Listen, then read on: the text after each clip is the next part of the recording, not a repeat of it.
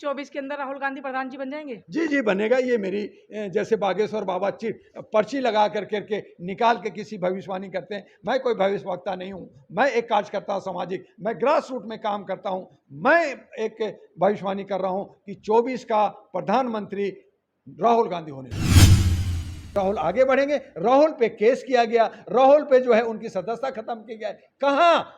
गुजरात के ये में। लेकिन सुप्रीम कोर्ट सुप्रीम होता है, यहाँ इंटेलेक्चुअल लोग होते हैं, यहाँ पे न्याय की बात होती है, यहाँ पे जात पात और धर्म मजहब या पार्टी की बात नहीं होती है। उससे उठ करके हमारा विश्वास है कि राहुल को सुप्रीम कोर्ट से न्याय मिलेगा, उनके पे जो बंदिश है वो हटेगा और उनको बहाली होकर के वो सांसद हैं और वो इलेक्शन 24 में लड़ेंगे। और अगर हम कहें कि 0.001% आपकी बात या लोगों की बात मान लें कि नहीं हुआ, तो भी वो बड़े लीडर के रूप में जनता अपनी अदालत में फैसला सुनाएगी और राहुल जी को भारी बहुमत से उनके पार्टियों को आगे लेके आएगी। और देखते हैं कि ये जो पक्ष और विपक्ष की बातें हो रही हैं, इसमें राहुल जी जब से भारत जोड़ो यात्रा से जब उन्होंने यात्रा की तो सबके दिलों पे वो छाने लगे हैं। तो जानते हैं कि 24 के अंदर उनका क्या रिजल्ट निकलेगा, 24 में वो पीएम बन के आ पाएंगे इस देश में या नहीं आ पाएंगे?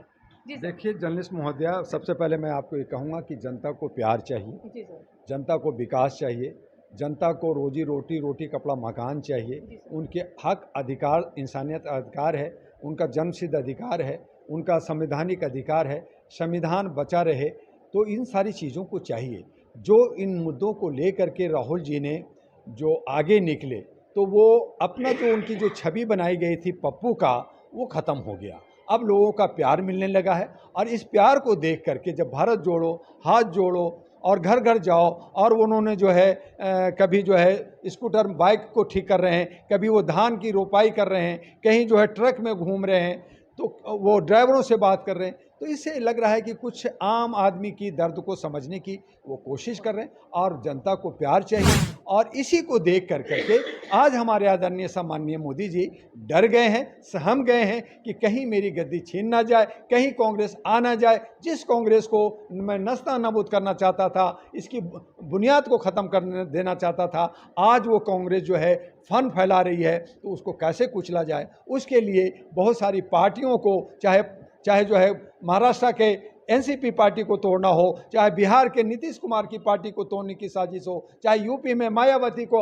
अपने खेमे में लेना हो, या बीएसआर को लेना हो, या बहुत तमाम लोगों को लेने की जो वो मंशा लेके चल रही है। तो अगर वो बड़ी पार्टी है बीजेपी, तो 543 में लड़ना चाहिए। उनको क्या जरूरत थी गठबंधन बनाने? 26 पार्टियों की गठबंधन बना रही है सरकार।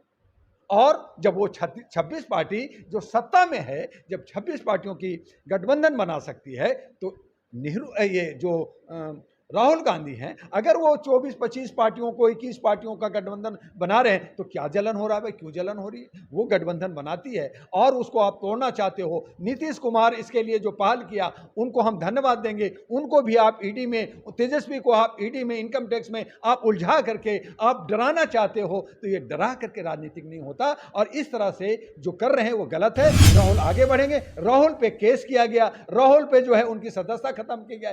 कहाँ?